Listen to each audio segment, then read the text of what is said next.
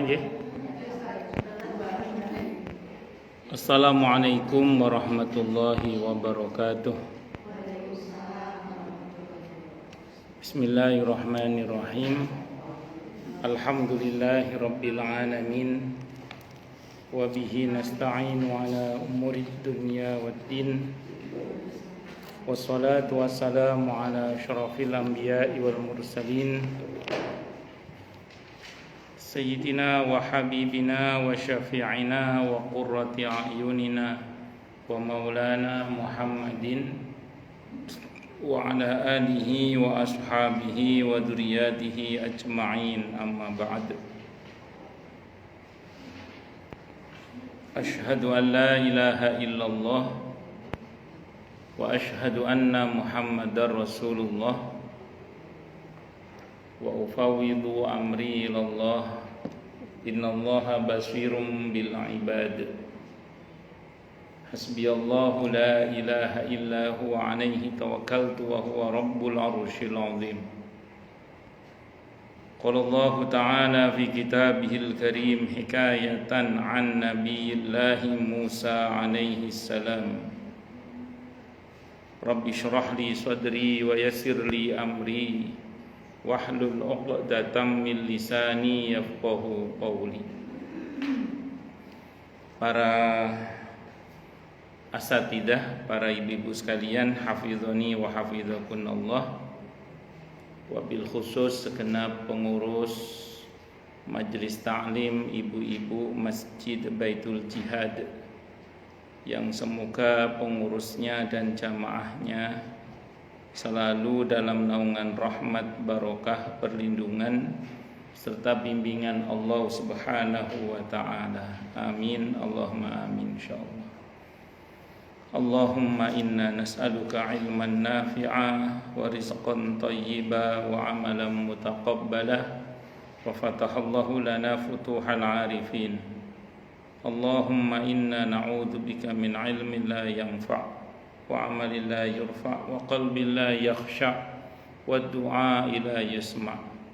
Allahumma ati anfusana taqwaha wa zakkiha anta khairu man zakkaha anta waliyuha wa maulaha. Amin, Allahumma amin, insyaallah. Masih melanjutkan kajian kita kitab At-Tadhkirah karya Al-Imam Al-Qurtubi rahimahullah rahmatan wasi'ah wa rahimallahu ulama al-muslimin. Qala al-muallif rahimahullahu ta'ala wa nafa'ana bihi wa bi'ulumihi fid dharain, amin. Bismillahirrahmanirrahim. 3 tempat penting di akhirat, betul nggih? Halaman 698. Ada 3 tempat penting di akhirat yang tidak ditinggalkan Nabi kita Muhammad sallallahu alaihi wasallam agar bisa ditemui umatnya, karena sangat sulit dan gawatnya urusan di sana.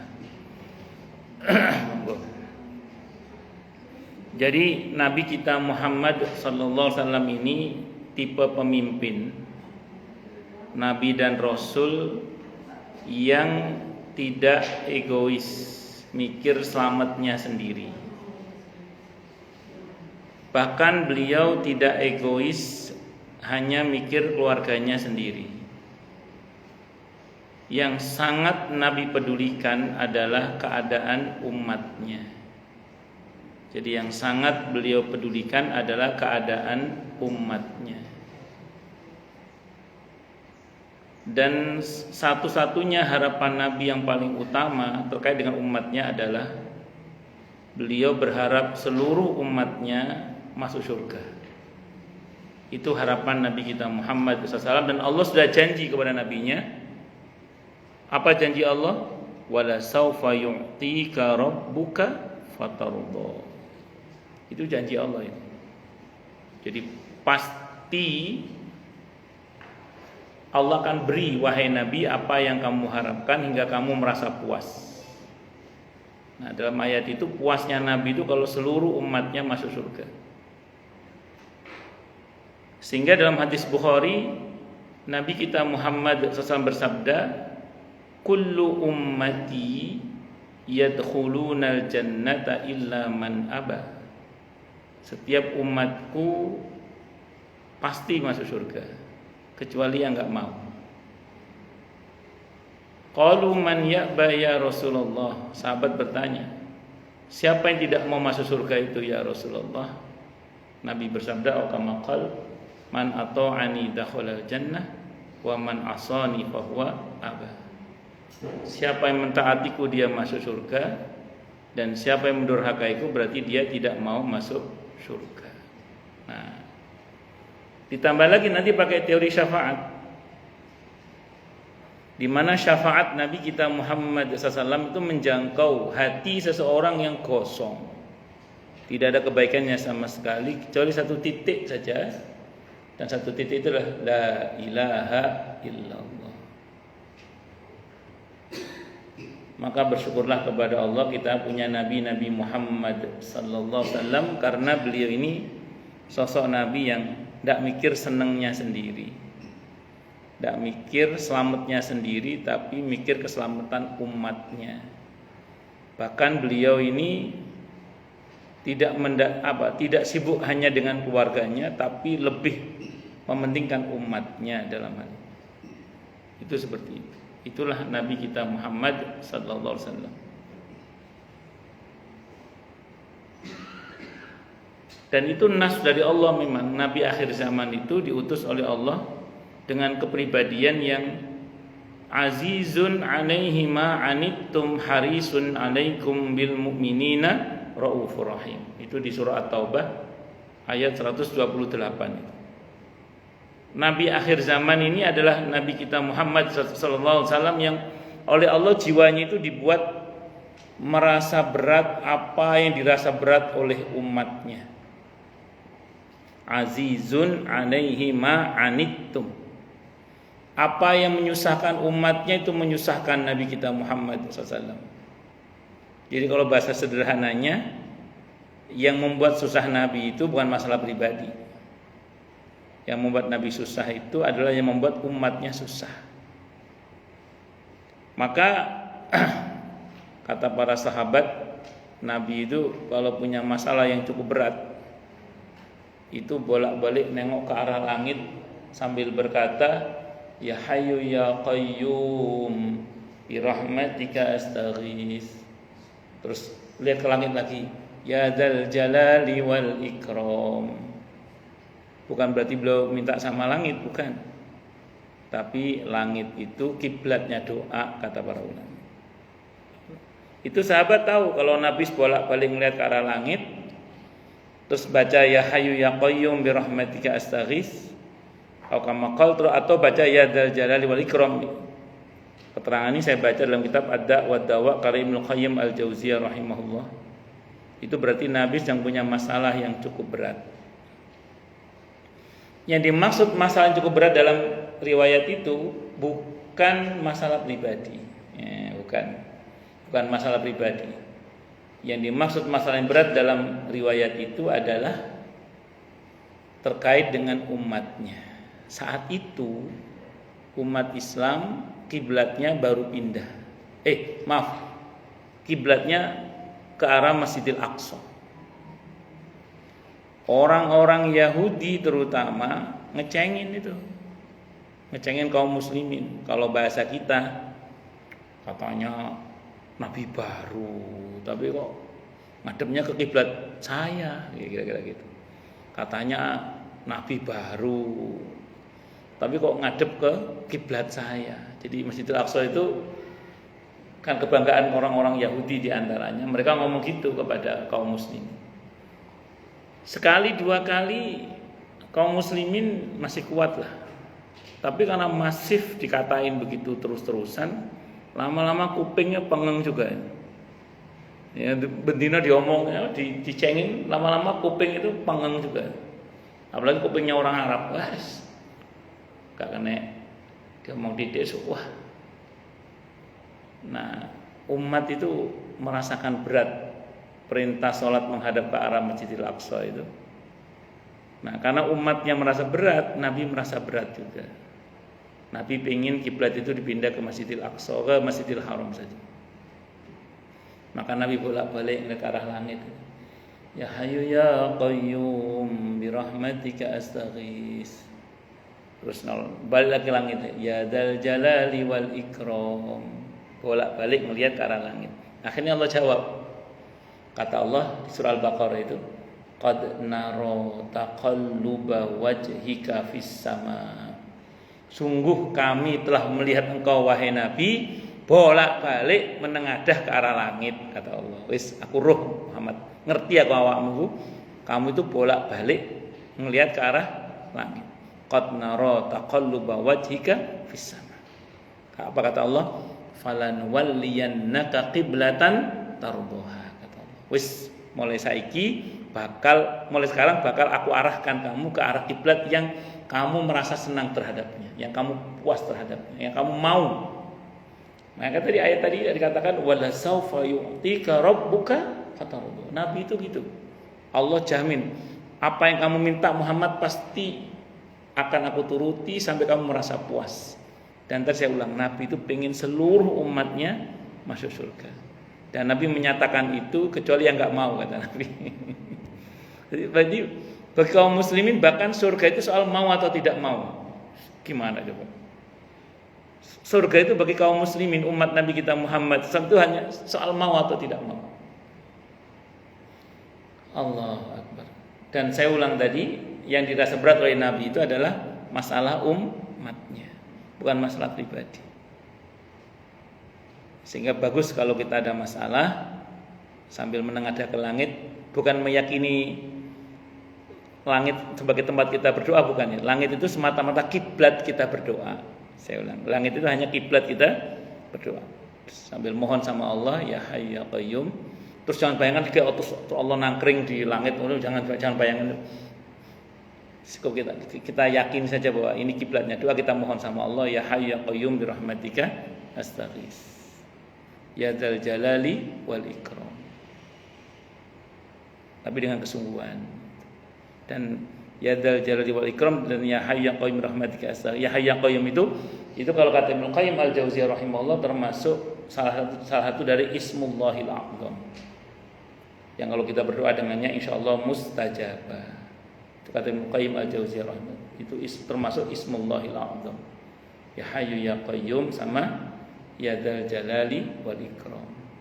Orang tua kita dulu karena enggak bisa bahasa Arab dengan cetha, ya Hayyu ya Qayyum dibaca yo kayuku yo kayumu. Monggo Bu, monggo. Assalamualaikum warahmatullahi wabarakatuh. Yo kayuku yo kayumu. Ya Hayyu ya Qayyum yo kayuku yo kayumu. Dulu. Allahu Akbar. Bisa dipahami ya? Iya. Bisa, cuman kalau bagus sekali kalau kita tembus langit langsung.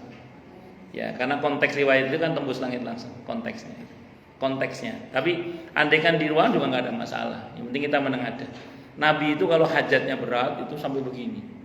Kalau hajatnya berat itu sampai menengadah banget itu. Itu kalau hajatnya berat itu seperti itu. Nah, terus kemudian azizun alaihi ma anittum harisun alaikum. Nabi itu orangnya sangat kuat keinginannya agar umatnya itu masuk surga, agar umatnya selamat. Haris itu keras keinginannya, kuat keinginannya. Nabi itu kuat keinginannya agar umatnya ini masuk surga. Makanya kalau boleh dikatalah Nabi itu hampir tidak ada istirahatnya, bukan tidak ada istirahat, hampir tidak ada istirahatnya untuk kemaslahatan umatnya ini. Karena dalam satu riwayat tidurnya Nabi pun itu hanya mata yang tidur tapi hati tidak pernah tidur.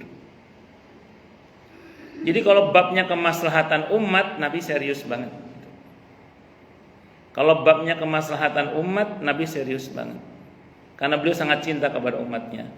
Maka ketika panjenengan saya sangat peduli dengan umat Nabi Muhammad SAW, berarti panjenengan saya kita semua satu frekuensi dengan Rasulullah Muhammad SAW. Maka kita mengadakan pengajian itu apa? Kalau bukan semata-mata karena kita mencintai umat Nabi kita Muhammad SAW. Tentu semua karena Allah ya. Tapi di pada niat yang lain, di samping yang utama karena Allah adalah karena kalau bukan karena perintah Rasulullah apa ya kita mau begini kan seperti itu. Karena kita mencintai umat Rasulullah Muhammad SAW. Semua tentu saya ulang dasarnya tetap karena Allah. Itu seperti itu. Ketika panjenengan turun ke lapangan membantu sesama, itu apa dalam hati itu? Kalau bukan karena mencintai umat Rasulullah Muhammad SAW. Semakin kita cinta kepada umat Nabi kita Muhammad SAW, maka kita satu frekuensi dengan Nabi. Harapannya nyambung kita dengan Rasulullah Muhammad SAW, yang otomatis sambungannya kepada Allah, otomatis hubungannya nanti dengan rahmat Allah dan seterusnya, ridho Allah dan seterusnya. Tapi sebaliknya, naudzubillah, kalau kita termasuk orang yang justru zalim kepada umat ini, menyengsarakan umat ini, menyusahkan umat ini, atau bahkan menyesatkan umat ini, naudzubillah min syarri dzalik, tidak sayang kepada umat ini, naudzubillah min syarri dzalik, berarti kita tidak satu frekuensi dengan Rasulullah Muhammad SAW. Bahkan bisa jadi frekuensi kita bertabrakan dengan frekuensinya Rasulullah Muhammad SAW, sehingga alih-alih kita satu jalur dengan Nabi, bisa jadi kita tidak pernah bersama dengan Nabi kita Muhammad SAW karena frekuensi kita berbeda. Maka bersyukurlah bagi siapapun di hatinya ada rasa sayang kepada umat ini, Allahu Akbar. Makanya ulama yang sejati itu adalah orang yang alladzina yanzuruna ilal ummah bi aini rahmah. Orang yang melihat umat ini dengan tatapan mata kasih sayang. Allah. Jadi saya mungkin bersyukurlah pada Allah kalau panjenengan, saya, kita semua ada rasa sayang kepada umat ini, ada peduli pada umat ini, baik secara jasmani maupun rohani. Kita membuat langkah-langkah perbaikan, kebaikan dan keperbaikan baik untuk diri kita maupun sesama dalam rangka menyayangi umat Nabi kita Muhammad sallallahu alaihi wasallam. Saya kalau pribadi ini kan kadang ketemu dengan sebagian orang yang macam-macam lah kelakuannya. Nah, karena dia ini umat Nabi kita Muhammad SAW, saya hanya bisa berpikir begini. Nabi kalau melihat orang ini maunya orang ini diapain ya kira-kira? Jawabannya pasti Nabi pengennya orang ini baik. Ya sudah, kita berusaha untuk agar orang ini jadi orang baik. Mbok apa cara nih? Mau perhitungan? Apa diajak dalam dakwah? Apa dikaplok? Dikaplok maksudnya dikasih sanksi supaya dia sadar misalnya. Ya terserah, yang penting jangan sampai dia ini tidak selamat. Ya kita berusaha menyelamatkan semuanya. Di samping saya ulang sekali lagi, jangan lupa memperbaiki diri sendiri juga. Tapi sebenarnya dengan kita berbuat baik kepada orang lain itu tanpa kita sadari kita sedang memperbaiki diri kita sendiri.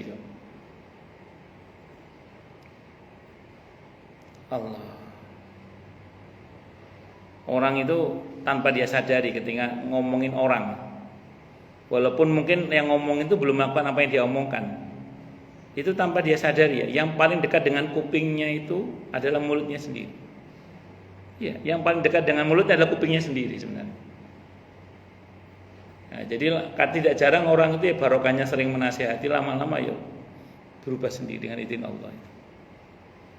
Makanya kata para ulama itu, ini diantara faidah kenapa Nabi itu muqaddimah khutbah atau ceramahnya itu seringkali nggak pernah berubah. Innal hamdalillah nahmadu wa sampai kemudian beliau tambahkan dengan ittaqullah dan seterusnya itu. Diulang-ulang. Kata para ulama itu kalau sering diulang-ulang, ya lama-lama menjadi harapannya itu menjadi sifat lama-lama. Jadi apa yang kita ulang-ulang itu lama-lama mudah-mudahan menjadi sifat. Menjadi sifat di mana kemudian terpatri di dalam informasi sel-sel tubuh kita itu bahwa harusnya kita bertindak seperti yang kita ucapkan itu.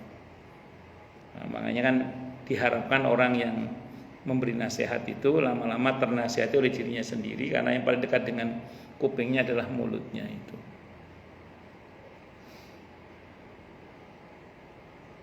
Ya, saya pernah dikuliah oleh seorang ibu tentang seorang anak muda yang sudah pandai berceramah tapi kelakuannya mungkin masih belum sesuai dengan ceramahnya. Maka saya sampaikan, biarin aja, tidak apa-apa. Harapannya semoga nanti dia sadar dengan nasihatnya sendiri. Nah, karena semua butuh proses. Kan tidak semuanya langsung jadi kan. Gitu. Justru orang kalau tidak pernah saling mengingatkan, keturunan yang mulia sekalipun bisa jadi preman semua.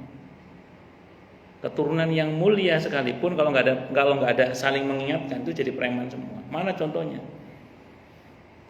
Mekah itu kebanyakan keturunan Nabi Ismail alaihissalam, keturunan Nabi Ibrahim, keturunan mulia itu. Orang-orang Mekah, orang-orang Quraisy terutama, keturunan Nabi Ismail itu, keturunan yang mulia itu, keturunan Nabi Ibrahim alaihissalam. Tapi karena tidak pernah vakum sekian lama tidak ada saling mengingatkan, sampailah pada fase di mana mereka terjebak pada masa jahiliyah itu. Jadi kalau bahasa sederhananya keturunan Nabi dan Rasul sekalipun kalau tidak ada saling mengingatkan bahkan bisa jadi preman. Tapi keturunan orang biasa sekalipun, tapi kalau ada saling mengingatkan, insya Allah mereka masih terjaga. Namanya saling mengingatkan itu penting. Jadi insya Allah itu akan menjadi hal yang bermanfaat bagi dirinya maupun bagi orang lain. Jadi motivasi utama kita, tentu saya ulang, dasarnya semua karena Allah. Kenapa kita kok mengadakan pengajian seperti ini? Kenapa kita turun ke lapangan untuk bakti sosial? Kenapa kita kok peduli? Itu semata-mata karena kita mencintai umat Rasulullah Muhammad sallallahu alaihi wasallam. Nah, kalau kita sudah mencintai umat ini, berarti frekuensi kita sudah sama dengan Rasulullah Muhammad sallallahu alaihi wasallam.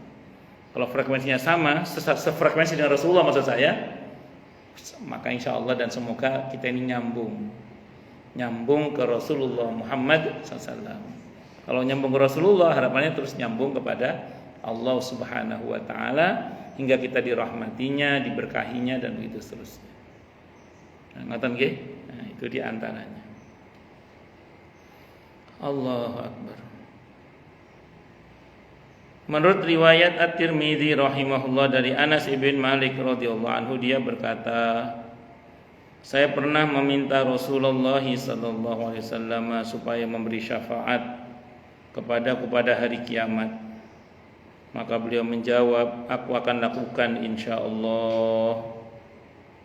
Nah, Nabi ketika diminta untuk memberikan syafaat kepada satu sahabatnya, Nabi menjawab, akan aku lakukan insyaallah. Tapi ingat ya teorinya ya, ada perbuatan dosa tertentu yang sedari awal Nabi sudah menyatakan aku lepas tangan. Kalau kata para ulama ada yang memahami, bahkan ada yang mengatakan, maaf, kalau kita lihat teks hadisnya bisa jadi maknanya tidak diakui sebagai umat Nabi kita Muhammad SAW. Tapi untungnya tidak itu pemahaman para ulama yang saya baca ya. Pemahaman para ulama terkait dengan ancaman laisa minni laisa minna itu adalah untuk jenis dosa itu Nabi kita Muhammad SAW tidak mau bantu. Dan Nabi sudah mengingatkan kita sedari awal ketika beliau masih bersama para sahabatnya. Apa saja itu banyak, terutama nanti kalau ibu baca hadis yang ancamannya laisa minni, tidak termasuk golonganku, atau laisa minna, tidak termasuk golongan kami. Itu hati-hati. Untuk jenis dosa ini jangan sampai kita menerjangnya. Kalau kita menerjangnya untuk jenis dosa ini, Nabi kita Muhammad sallallahu alaihi wasallam tidak mau membantu. Nabi lepas tangan, tidak mau bantu Nabi. Yang pertama, ini di antara saja, sudah pernah saya bahas ini untuk mengingatkan saja misalnya. Laisa minna man da'a ila ashabiyah, hadis riwayat Abi Dawud. Tidak termasuk golongan kami, kata Nabi, yang mengajak orang kepada fanatik buta misalnya. Hati-hati jangan sampai kita mengajak orang ke fanatik buta. Sudah fanatik buta, apalagi ditambah membabi buta. Sudah babi buta lagi. Ya. Biasanya para ulama ini biar kita tahu ukurannya ya, biar tahu ukuran membabi buta itu atau fanatik buta itu bagaimana. Fanatik boleh tapi jangan fanatik buta. Terutama kalau kepada Allah dan Rasul kan harus fanatik. Kalau kepada Allah dan Rasulnya pasti tidak buta fanatiknya, karena berdasar. Ya, kalau ini fanatik buta pada selain Allah dan Rasulnya, maksudnya kepada selain Allah dan Rasulnya. Sambil contoh gini misalnya, maaf, ukurannya gini biar kita nggak bingung. Nanti bisa dicek di surah Ar-Rum. Surah Ar-Rum, seingat saya ayatnya ayat 31-32. Surah Ar-Rum. Surah Ar-Rum itu surah ke-30, ayatnya 31-32. Di situ dikatakan munibina ilaihi wattaquhu wa aqimus salata wa la takunu minal musyrikin minal ladzina farraqu dinahum wa kanu syi'a kullu hizbin bima ladaihim farihun. Ketemu Bu? Enggak, baca 31 32. Baca terjemahannya. Nggih. Dari 31 betul.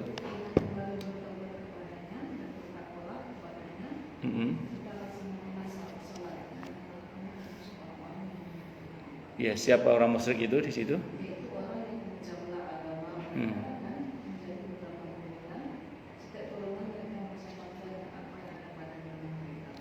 Menarik ya, dalam ayat ini Allah menyatakan orang musyrik dalam ayat itu adalah orang yang memecah belah agamanya. Minal ladzina farraqu dinahum wa kanu syi'a. Mereka menjadi berkelompok-kelompok dan masing-masing kelompok merasa bangga dengan kelompoknya. Saya mau terangkan dulu. Dalam nanti kalau Ibu buka tafsir ayat ini, hampir semua ulama ahli tafsir ketika membahas ayat ini membaca hadis tadi itu dari Nabi Daud dikaitkan dengan asobiyah, fanatik buta. Tidak termasuk golongan kami yang mengajak orang untuk fanatik buta. Menarik apa kata para ulama?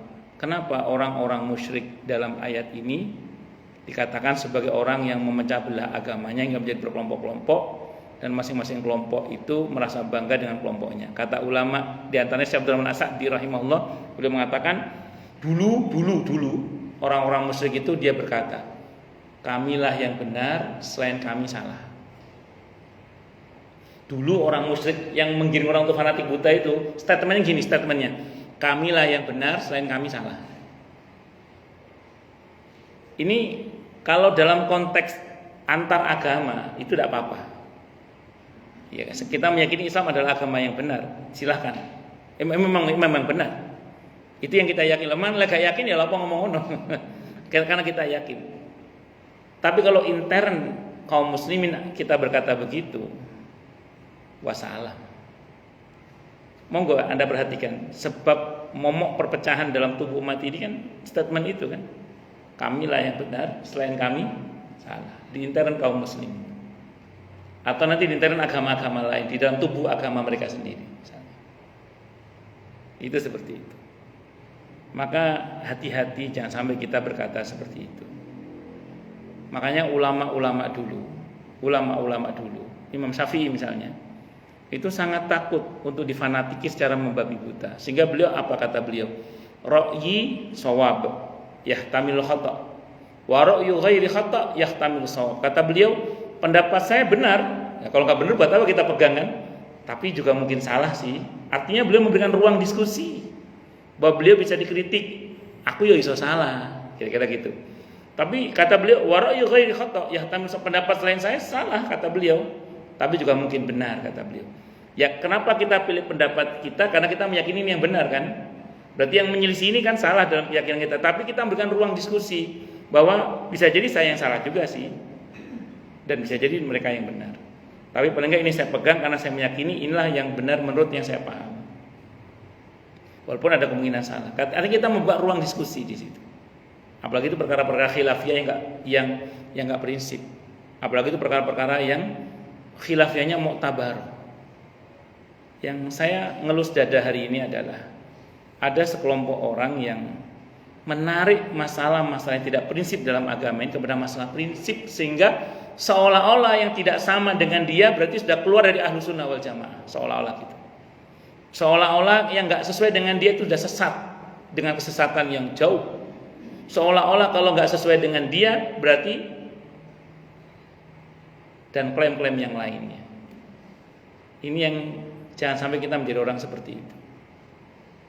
Imam Malik, karena beliau sangat takut difanatiki secara membabi buta, pernah Harun ar-Rasyid sowan kepada beliau, minta agar kitab Al-Muwatta dijadikan rujukan utama dan satu-satunya dalam beragama di wilayah kekuasaan Daulah Bani Abbasiyah. Apa kata Imam Malik? Jangan, kata beliau, jangan. Karena banyak para sahabat Nabi yang tinggal di pelosok-pelosok negeri yang mungkin saya belum tahu dan belum menerima riwayat-riwayat mereka yang sangat mungkin itu berbeda dengan saya, kata Imam Malik. Dan beliau berpidato. Saat itu beliau ziarah di Raudhah. Beliau mengatakan seluruh manusia pendapatnya bisa diterima dan ditolak, kata beliau. Termasuk beliau berarti kan, illa sahibah hadzal qabri, kecuali pendapat penghuni kubur ini. Siapa? Rasulullah Muhammad SAW. Artinya beliau memproklamirkan bahwa saya bisa dikritik, saya bisa salah. Jadi beliau mengajari murid-murid jangan fanatik kepada beliau. Maka muncullah Imam Syafi'i yang pada beberapa pendapat tidak cocok dengan Imam Malik kan. Dan beliau menjadi imam madhab sendiri selain dari madhab gurunya Imam Malik dalam hal ini. Itu seperti itu. Nah, demikian juga nanti berkaitan dengan Imam Hanafi juga sama. Imam Hanafi itu malah berkata begini dalam fatwanya itu, tidak boleh seseorang berfatwa dengan pendapat saya kecuali dia telah mengerti hujah saya, kata Imam Hanafi. Maksudnya apa? Beliau nggak mau orang asal comot pendapat beliau karena fanatik pada beliau, nggak mau beliau. Beliau menuntut siapapun yang berfatwa dengan pendapat beliau harus ngerti hujah beliau. Dan hasil didikannya siapa di antaranya? Abu Yusuf. Abu Yusuf ini madhabnya Hanafi, murid langsung Imam Hanafi rahimahumullah. Tapi 2/3 dari pendapatnya berbeda dengan Imam Hanafi. Muridnya Imam Hanafi, madhabnya Hanafi, tapi 2/3 dari pendapatnya berbeda dengan Imam Hanafi. Dan bisa begitu, tapi saling menghormati. Kenapa? Karena beliau mendidik muridnya tidak boleh fanatik buta pada beliau. Itu Imam Hanafi. Bahkan ciri khas ulama-ulama madhab yang pernah saya baca dalam buku Aqidah Ahli Sunnah wal Jamaah, itu karya Mbak Ali Maksum Krapya, itu dikatakan dalam kitab itu, ulama-ulama dalam madhab itu biasa berbeda dengan imam madhabnya dengan sengaja, supaya mereka tidak menyamakan imam madhabnya dengan Rasulullah Muhammad Sallallahu Alaihi Wasallam. Jadi memang sengaja mereka berbeda dengan imam madhabnya, sengaja supaya tidak menyamakan imam madhabnya dengan Rasulullah Muhammad Sallallahu Alaihi Wasallam. Bisa dimengerti ya? Makanya jangan heran kalau banyak ulama-ulama Syafi'iyah yang pendapatnya berbeda dengan Imam Syafi'inya. Maka orang yang nggak ngerti madhab apa ngomongnya? Katanya madhabnya Syafi'i, kok nggak cocok sama Imam Syafi'inya? Ya, dia nggak paham ilmu bermadhab dia. Dan memang orang yang ngomong gitu biasanya kurang paham tentang, biasanya tidak bermadhab biasa. Kalau dia bermadhab dia tahu bahwa banyak ulama madhab itu yang sengaja berbeda dengan imam madhabnya, sengaja berbeda supaya tidak menganggap imam madhabnya itu sama dengan Rasulullah Muhammad SAW. Contoh siapa? Imam Ghazali rahimahullah. Imam Ghazali rahimahullah itu madhabnya Syafi'i. Tapi dalam masalah niat, kan kalau dalam madhab Syafi'i niat itu bersamaan dengan perbuatan. Jadi kalau sholat takbir langsung niat, kan itu ya dalam madhab Syafi'i. Wudu ngusap muka pertama langsung niat. Apa kata Imam Ghazali? Sebaiknya niat itu sebelum perbuatan. Mau sholat niat dulu. Kenapa kata Imam Ghazali? Supaya tidak kena makan was-was. Jadi sebelum sholat kita udah niat, pasang niat dulu, terus segera takbir Allahu Akbar. Nah itu kalau Imam Ghazali. Kalau di Fathul Mu'in saya pernah baca, niat nggak harus bareng dengan perbuatan. Dia boleh takbir dulu, Allahu Akbar, terus segera niat. Itu Syekh Zainuddin bin Abdul Aziz Al-Malibari. Madhabnya Syafi'i juga sama. Padahal kalau dalam madhab Syafi'i bersama dengan takbir niat. Yang mampu banyak, yang tidak mampu kayaknya lebih banyak.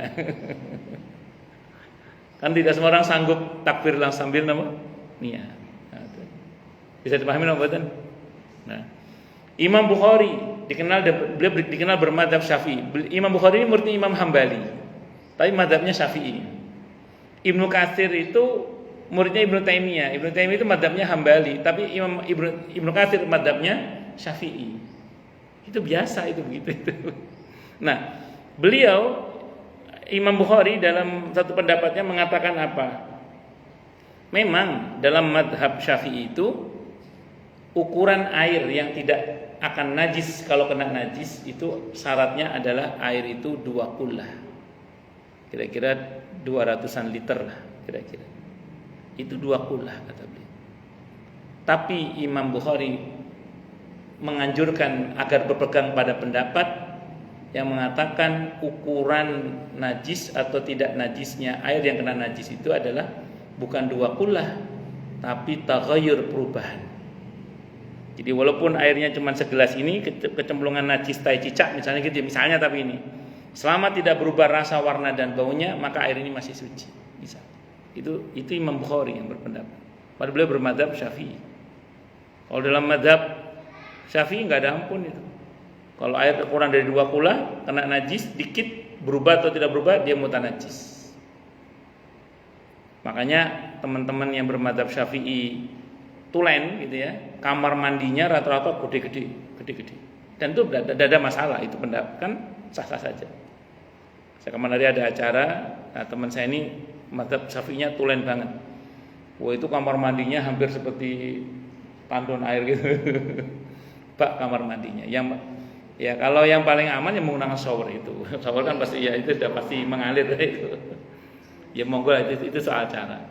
Ada kalau kan bermadzhab Syafi'i, cuman karena saya sudah ngaji perbandingan madhab jadi kadang agak-agak longgar. Berarti saya tipe yang kadang sengaja berbeda dengan Imam Syafi'i, ngikuti ulama lain karena supaya tidak menganggap Imam Syafi'i itu sama dengan Rasulullah Muhammad sallallahu alaihi wasallam. Sehingga saya sering bilang di mana-mana itu saya ini bermadzhab Syafi'i, cuman dalam hal pernikahan misalnya, tapi dalam hal perceraian saya lebih condong kepada Imam Hanafi.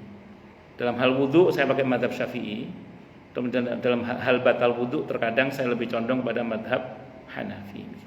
Bukan karena ngawur, bukan karena ambil enaknya, enggak. Karena setelah saya pelajari saya kok lebih condong ke situ dari segi dalilnya. Tapi saya tetap bermadhab Syafi'i. Karena tadi saya katakan bahwa di dalam intern madhab Syafi'i itu biasa perbedaan itu. Dan itu kadang disengaja beda dengan imam madhabnya supaya tidak menganggap imam madhabnya sama dengan Rasulullah Muhammad sallallahu alaihi wasallam. Nggih, monggo. Yeah. Boleh nggak sih sebenarnya? Kayak misalnya susah untuk apa yang misalnya itu nggak boleh pegangan sama lawan jenis gitu. Yeah. Misalnya wah susah banget juga tapi terpaksa salaman sama saudara. Kan biar nanya aja apa-apa.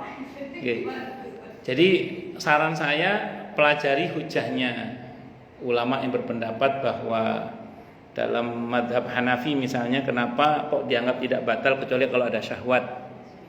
Itu kan kalau ibu udah ngerti hujahnya terus ibu milih itu namanya bukan berarti ibu milih enaknya, tapi ibu memilih yang ibu lebih condong ke situ.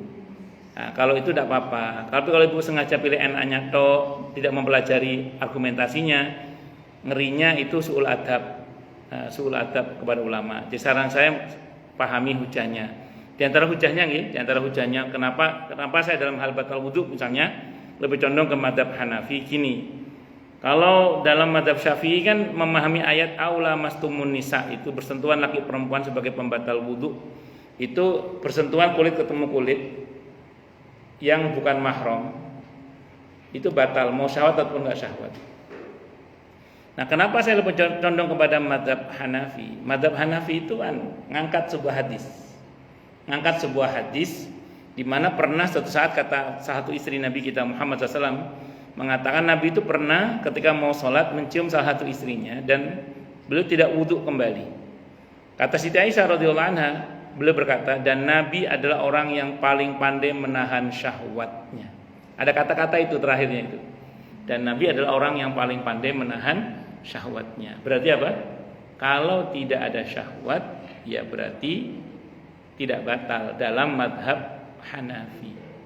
Bisa dimengerti? Nah, kalau ibu ngerti hujahnya nih, monggo. Kalau madhab Syafi'i kenapa kok kekeh mengatakan batal? Dibantah lagi hadis itu. hadis itu disinyalir kepada Siti Aisyah yang saat itu masih kecil. Dibantah lagi oleh mazhab Hanafi, kecil apanya Siti Aisyah nikah dengan Nabi dan serumah itu kira-kira sudah umur 14 jalan 15 dan sudah kuat gendong Nabi kita Muhammad SAW. Berarti kan sudah bukan kecil lagi kan itu. Tapi memang ada kata-kata kunci itu, yaitu dan Nabi adalah orang yang paling pandai menahan syahwatnya. Kata-kata itu. Kalau mazhab Maliki malahan. Kalau ini hujahnya mazhab Maliki, monggo kalau mau dipilih, saya nggak pilih yang ini. Kalau dalam mazhab Maliki, bersentuhan laki perempuan syahwat atau tidak syahwat, bukan mahram ya, bersentuhan kulit kemudian langsung syahwat atau tidak syahwat tidak batal. Beda sama muridnya Imam Syafi'i. Ya, apa alasan Imam Malik? Imam Malik memahami ayat aula mastumun nisa, bersentuhan laki perempuan itu beliau memaknai bukan sentuhan begini maksudnya. Karena kata lamasa saling bersentuhan itu maksudnya senggama. Jadi yang membatalkan wudu itu senggama, kata Imam Malik itu gitu. Jadi kata Imam Malik yang membatalkan wudu itu senggama. Nah, kalau ibu ngerti hujahnya itu, monggo tidak apa-apa. Bisa mengerti nggih? Ya. Terus. Betul.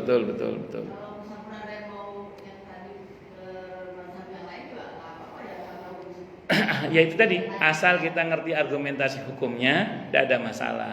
Tapi kalau cuma ambil enaknya tok, jangan. Nah, ngerti nggih? Silakan, tidak apa-apa. Tidak ada masalah. Kalau di NU sendiri itu kan mengikut pada satu di antara 4 madhab. Makanya guru-guru saya di kalangan Nahdliyin itu biasa itu, kadang menggunakan madhab Hambali, kadang menggunakan madhab Hanafi, kadang menggunakan madhab Syafi'i misalnya. Itu saya ketemu dan itu biasa. Kenapa? Karena memang ranahnya di 4 madhab itu. Itu seperti karena 4 madhab ini termasuk yang direkomendasikan oleh Mbah Hasyim Asy'ari rahimahullah dalam Qur'an asasinya itu. Itu di antaranya. Yang penting kita ngerti hujahnya, argumentasinya. Ngaten nggih Bu nggih?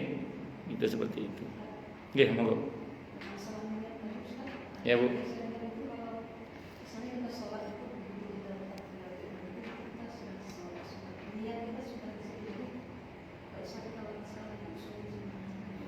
Bagus. Niat itu al-qasdu, kesengajaan kuat.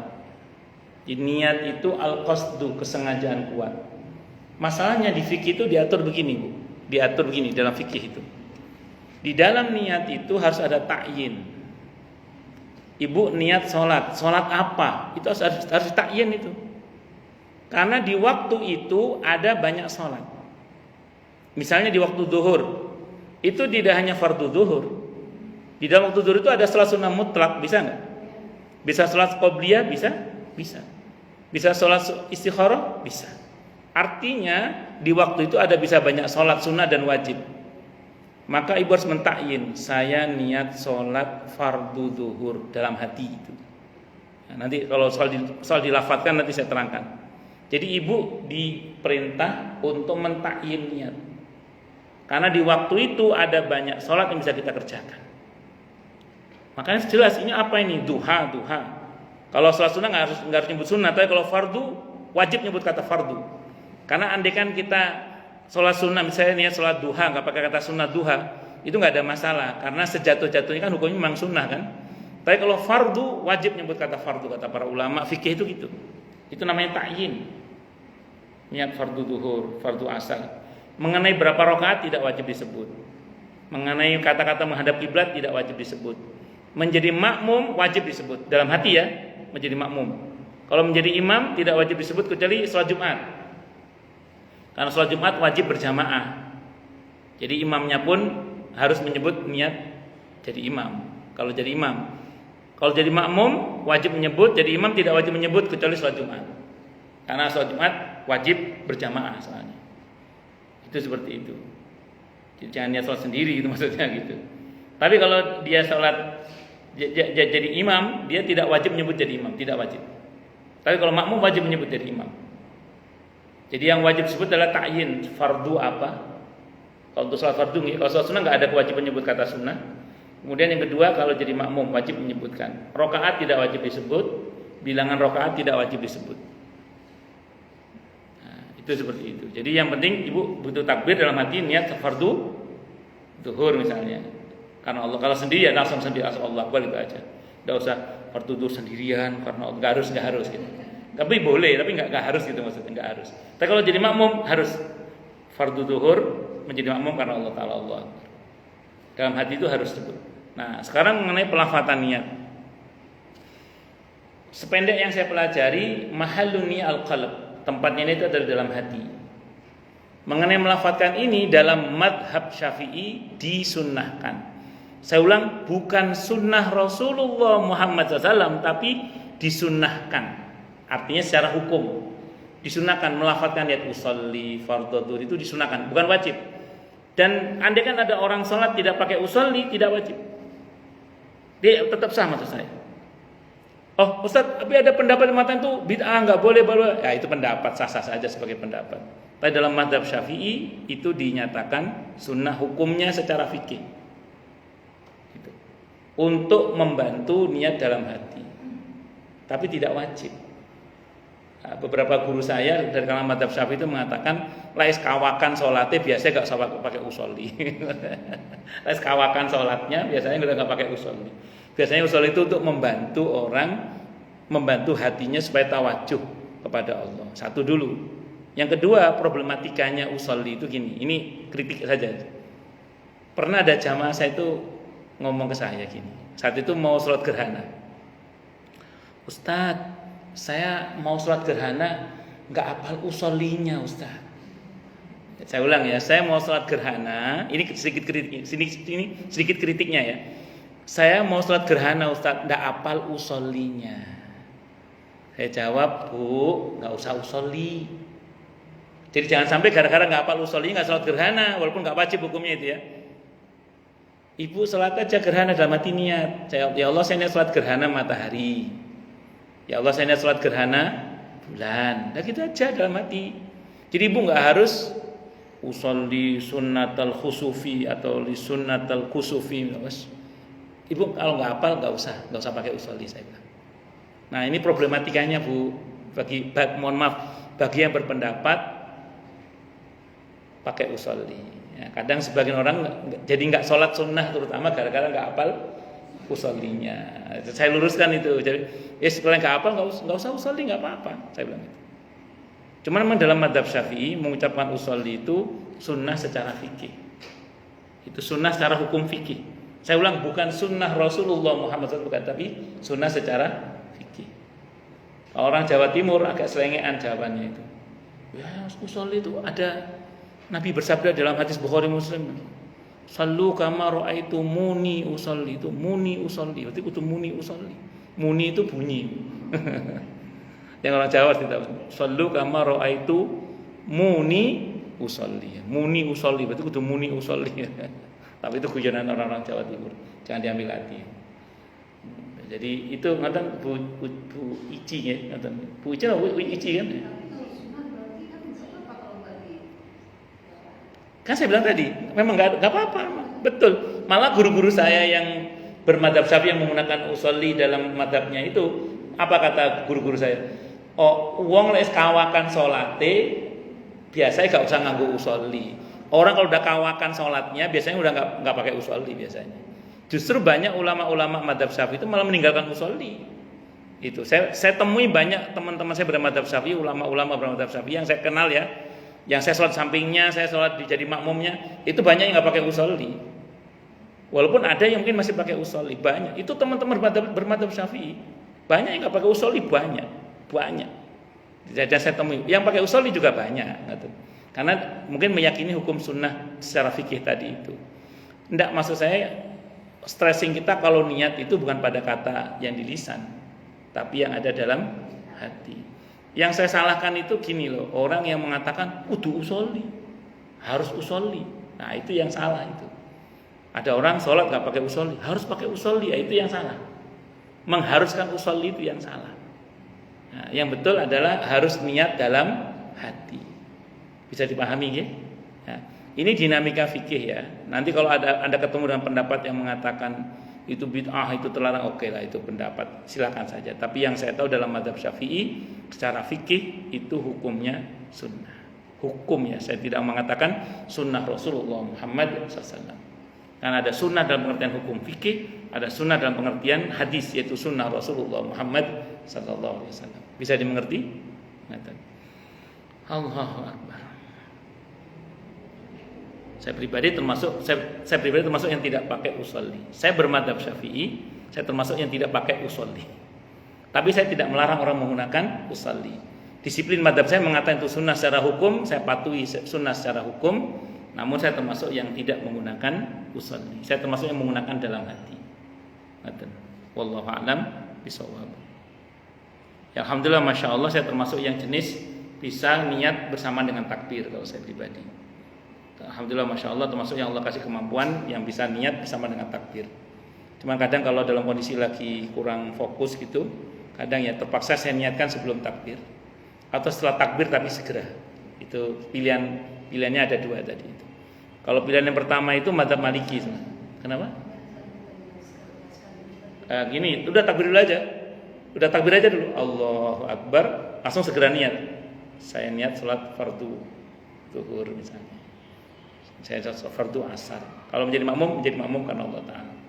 Kalau menjadi imam tidak wajib mengikrarkan diri sebagai imam. Tidak wajib, tapi boleh, sunnah. Tidak boleh, tidak wajib maksudnya. Nah, tapi kalau sholat Jumat, kecuali sholat Jumat. Kalau sholat Jumat itu karena wajib berjamaah sholat Jumat itu. Jadi imamnya diperintah untuk mengikrarkan diri sebagai imam, makmumnya. Kalau makmum wajib nyebut diri sebagai makmum, wajib itu. Dalam bab ta'yin dalam niat, memperjelas dalam niat itu harus itu. Itu seperti itu. Kayak puasa di bulan Ramadan. Itu kita niatkan seharian puasa Ramadan, fardu kan Allah Ta'ala. Jangan niat puasa aja, karena di bulan Ramadan itu kalau kita enggak niat fardu padahal itu kewajiban, takutnya dijatuhkan ke dalam hukum sunnah. Maka kita niat puasa Ramadan dengan itikat dalam hati, ini puasa wajib gitu ya. Itikat dalam hati puasa wajib. Niat puasa Ramadan, kalau saya niat puasa Ramadan, saya besok fardu karena Allah Ta'ala dalam hati. Adapun nawaitu soma godin an ada itu hanya membantu hati saja dan itu tidak wajib. Yang wajib dalam hati itu.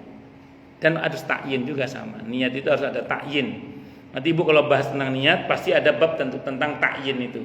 Bahwa ada harus diperjelas ini apa status hukumnya, fardu, sunnah, ini sholat apa, zuhur, asar, maghrib. Nah gitu. Bisa dimengerti Bu ya? Insyaallah. Baru tahu Ustaz. Yang lalu biar berlalu. Ilama qad salaf, kedepannya kita perbaiki lagi. Tidak usah khawatir, Allah itu maha baik, maha pengampun juga. Kalau salat sunnah tidak ada kewajiban menyebut kata sunnah apa. Cukup ibu niat salat duha, witir, gak harus nyebut kata sunnah. Karena hukum sunnah itu kan hukum yang istilah gini. Andaikan pun misalnya itu masuk dalam kategori wajib pun tidak ada masalah. Karena secara umum salat sunnah itu ya boleh disebut boleh tidak untuk kata-kata sunnah itu. Nah, cuman kalau ibu nyebut kata sunnah tentu lebih baik, biar jelas, biar clear, ya biar clear. Nah, misalnya saya niat salat sunnah duha, tidak apa-apa. Kalau ibu niat salat duha aja sah, tidak ada masalah. Sudah sah. Saya niat salat tahajud sah, tidak ada masalah. Tanpa harus mengatakan kata sunnah.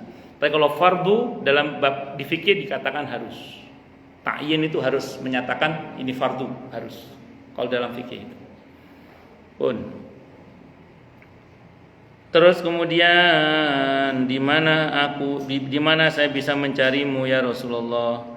Tanya sahabat Anas bin Malik radhiyallahu anhu, dan Rasulullah Muhammad SAW menjawab, pertama-tama kamu cari aku di Sirat. Di Sirat ini tempat di mana Nabi membantu umatnya yang melintasinya sambil didoakan, Allahumma salim salim, ya Allah selamatkan umatku ini. Jika saya tidak ditemukan, jika saya tidak, ini kali terjemahnya kurang pas ini. Jika saya tidak ditemukan di Sirat itu maksudnya, ini terjemahnya kurang pas ini.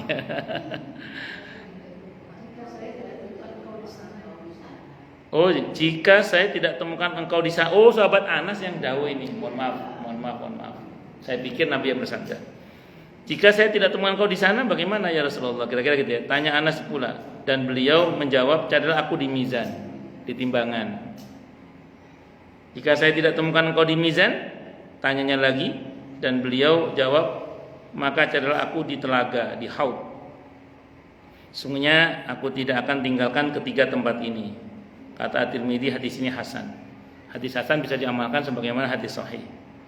Dan di atas telah disebutkan sebuah hadis dari Siti Aisyah radhiyallahu anha bahwa Nabi kita Muhammad SAW bersabda, ada 3 tempat di mana seseorang tidak ingat siapapun kecuali berada di mizan. Ketika berada di mizan, lembaran-lembaran amal berterbangan, dan ketika ada di atas sirat. Ada 3 tempat di mana seorang tidak ingat siapapun. Yang pertama ketika berada di mizan, timbangan. Yang kedua ketika lembaran-lembaran amal berterbangan. Dan yang ketiga ketika ada di atas sirat. Wallahu a'lam bishawab. Baik, silakan yang mau tanya, protes, marah, boleh silakan.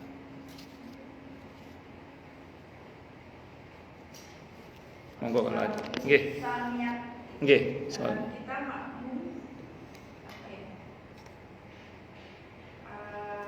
niat imam dan makmumnya beda imamnya sholat sunat, nah kita dipikirnya ini sholat wajib misalnya. Nggih.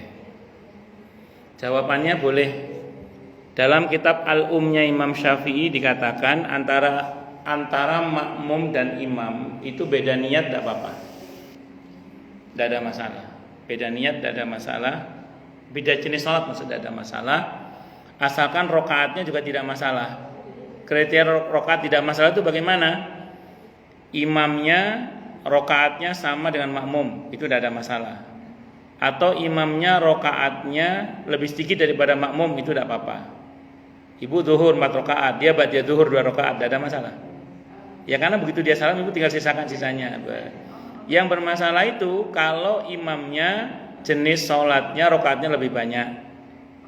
Jadi ibu tahiyat akhir, imam baru tahiyat awal misalnya. Misalnya. Kok bisa gitu Ustaz? Rupanya imamnya sholat biasa, ibu qashar. Kan rokaatnya berbeda, masalah itu. Nah yang kedua, misalnya imamnya jenis sholatnya beda. Oh kita lagi sholat sunnah, kita lagi sholat fardu biasa. Imamnya ternyata lagi sholat gerhana dia. Karena dia ketinggalan jamaah sholat gerhana, dia sholat sendiri sholat gerhana itu. Misalnya kan kan rukuknya 2 kali dia. Sementara kita rukuknya kan cuma sekali. Sementara dia rukuknya 2 kali, surah dan Fatihah dan surahnya 2 kali juga kan dia dalam 1 rakaat. Makanya karena beda jenis sholatnya maka tidak boleh, tidak bisa. Selama tidak ada masalah pada rakaatnya dan pada cara sholatnya maka sah-sah saja. Wallahu a'lam bishawab. Ya monggo.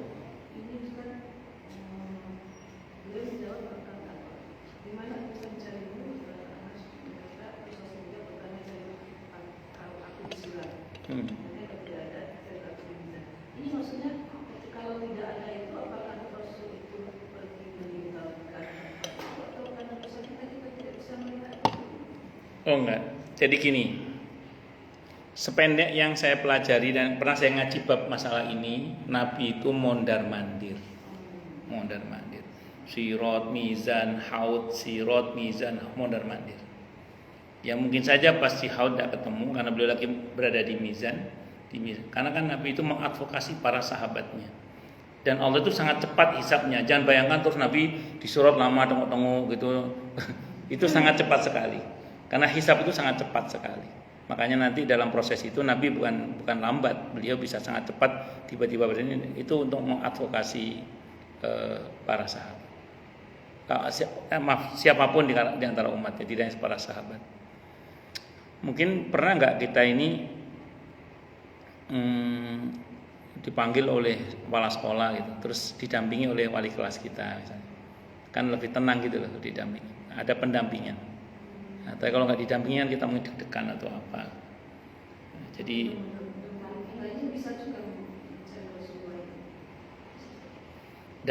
dalam konteks hadis ini iya bisa. Dalam konteks ini bisa. Iya. Kenapa terus? Yang maksudnya kan ini kan sahabat. Iya, terus? Sesuatu kenalan. Iya. Iya. Maksudnya kita boleh tapi kita bisa mencari video misalnya kita sama di tempat-tempat ini. Mudah-mudahan bisa. Mudah-mudahan bisa. Kalau menurut riwayat ini bisa harusnya.